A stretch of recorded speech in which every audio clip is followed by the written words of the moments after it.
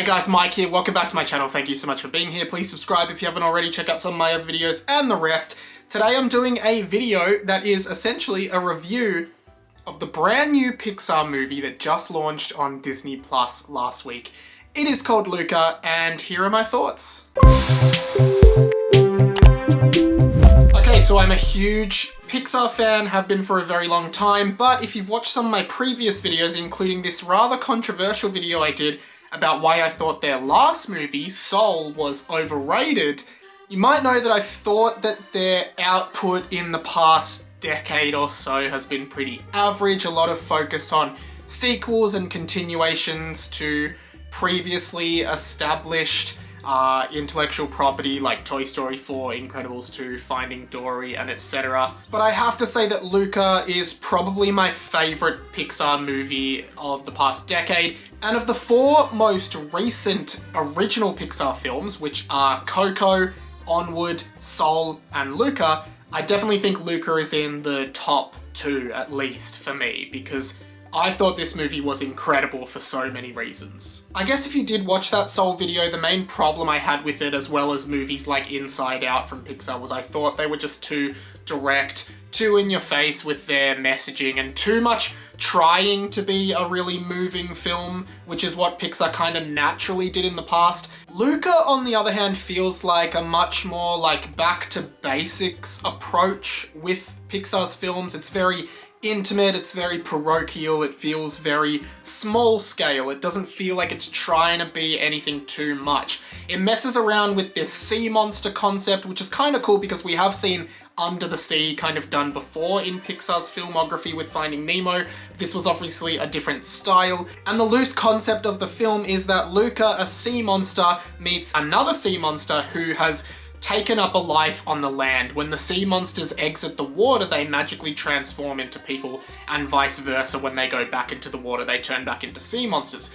Of course, a lot of Luca's family are afraid of the land. They're afraid of the people who hunt sea monsters, so they tell him that it's very dangerous to be up there. I think for me, the main thing that I loved most about this movie was it seemed to be this messaging of being like a black sheep in a family, breaking free of the expectations of your family and just living your life the way you want to do it. It's very small scale in its storytelling. Essentially, they meet a local Italian girl, Julia, who has come over to live with her dad for the summer holidays. She's originally from Geneva. She wants to beat this other guy who is a 16-year-old in the town race, a bicycle race, and she employs Luca and Alfonso to help her achieve that. Not only is it a film about breaking free of family expectations and living your life how you want to live it, but it's also this story about friendship and finding friendship in people different to you and accepting everybody for their differences. There are some emotional moments, especially the kind of underlying and unresolved plot point about Alfonso's father leaving.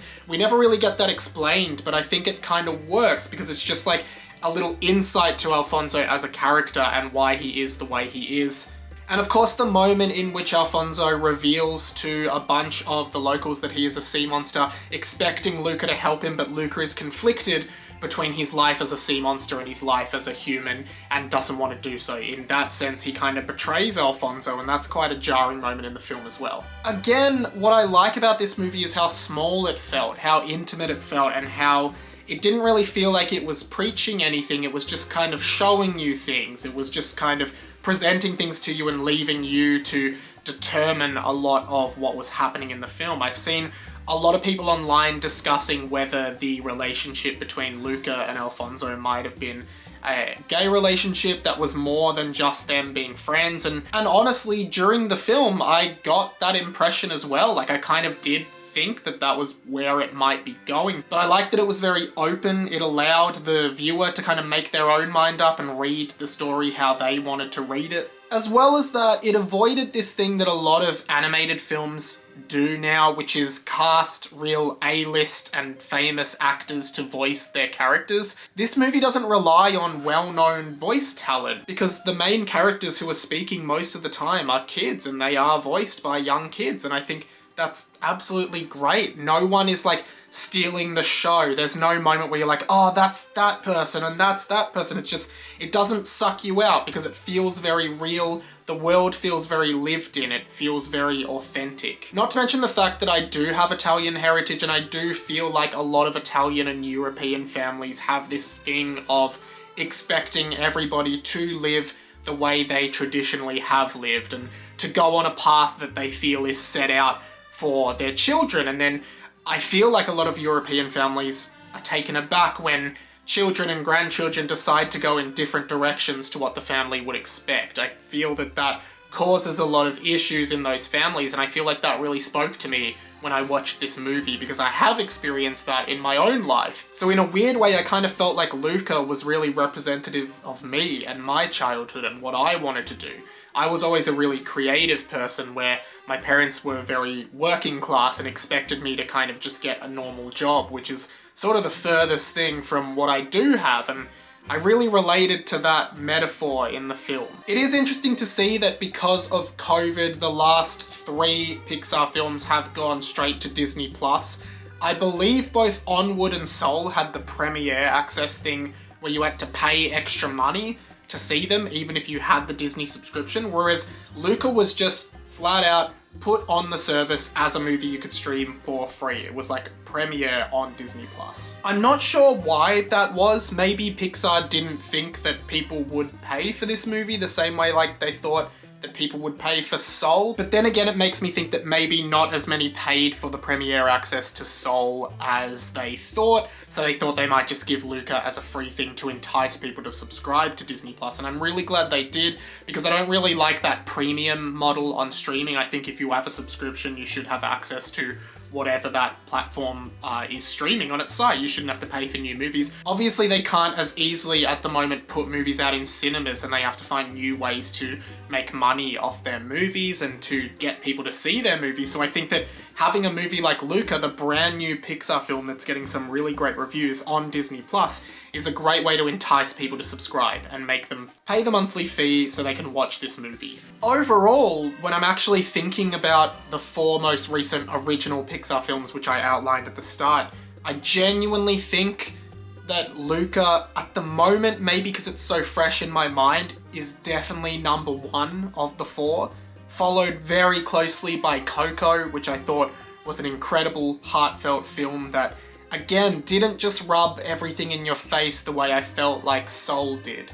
After that, I'm pretty sure I would put Onward, and then Soul actually last. And don't get me wrong, I think Soul is a fine movie. I don't think it's a terrible movie by any means. I just didn't think it was as good as everyone seemed to think it was, whereas I think Luca is exactly what I want Pixar to be doing moving forward, and I realize that there is a discrepancy potentially around whether movies like Luca are commercially viable. Like, I feel like Pixar obviously needs to franchise their properties the way they've done with Toy Story and Cars. There has to be merchandising potential, because that's how Disney is going to make a lot of money off these properties, and at the end of the day, movies are a commercial thing as much as they are for consumer entertainment. They are commercial products that companies are making to profit. So I guess I would love to see more movies like Luca. Small movies that aren't trying to force a message onto you, movies that are open to interpretation,